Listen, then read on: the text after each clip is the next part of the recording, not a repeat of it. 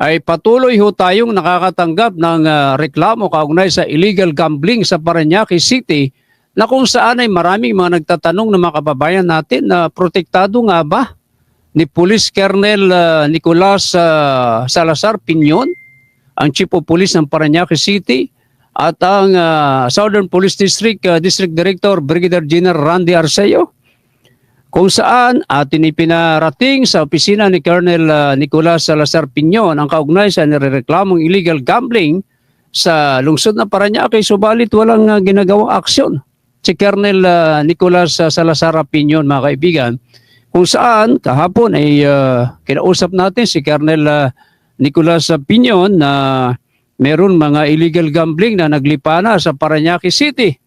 Subalit ang sabi niya ay magbibigay siya ng update, no?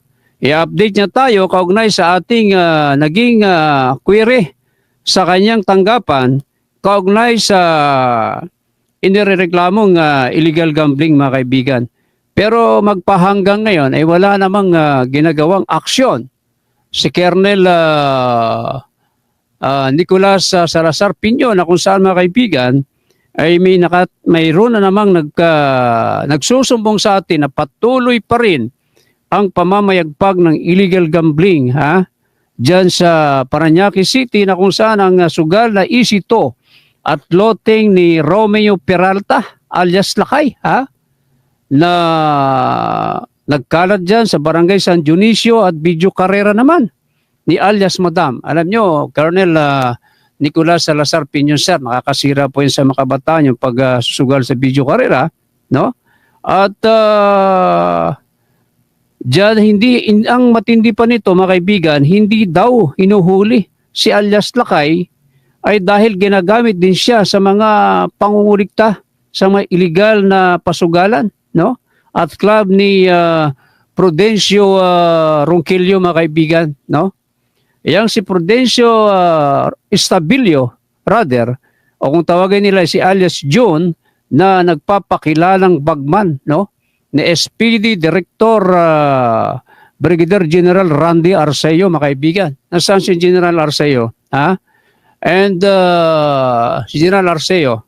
And take note, mga kaibigan, kaya hindi rin hinuhuli ng mga kapulisan ng Parañaque ang mga illegal na pasugalan ni alias Lakay dahil ginagamit din siya ni alias Clyde na bagman di umano ni Colonel Nicolas Salazar Piñon para mangulikta sa mga illegal na pasugalan at mga club na kung saan ito'y mga front ng prostitution, mga kaibigan. Colonel Nicolas Salazar Piñon, sir, kilala mo ba si alias Clyde?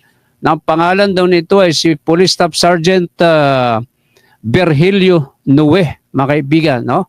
Colonel, tayo po'y nagkausap kahapon. Ang sabi mo, bibigyan mo kami ng update, no?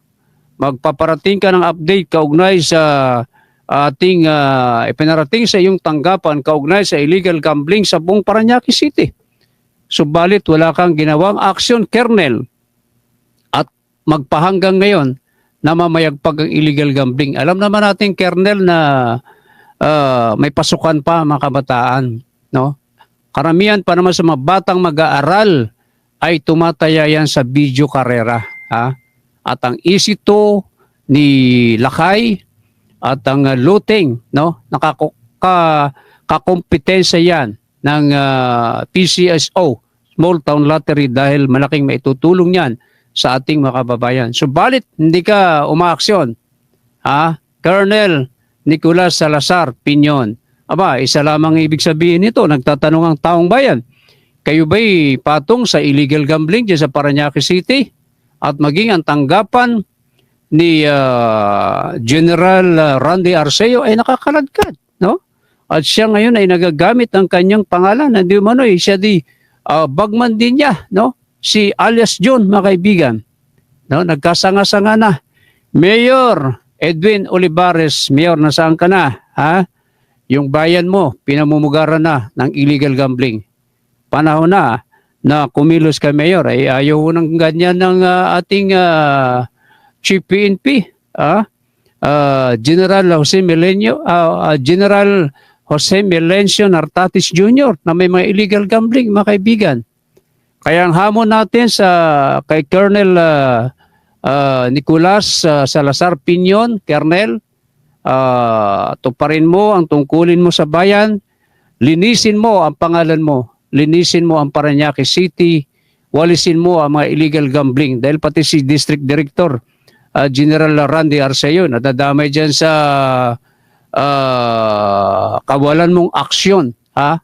Colonel, yan ay malinaw na neglect of duty. Pag hindi po ninyo pinatigil yan, hindi po titigil ang programa ito at araw-araw namin kayong kakalampagin na Colonel, ha?